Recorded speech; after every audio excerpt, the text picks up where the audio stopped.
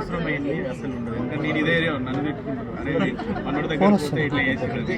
అనవసరమైన టెస్టులు అనవసరమైన అట్లాంటిది ఏమన్నది ఏదైతే అవసరమో ఎవరికి ట్యాబ్లెట్స్ స్టార్ట్ చేయాలి అంతవరకే చేస్తున్నాం.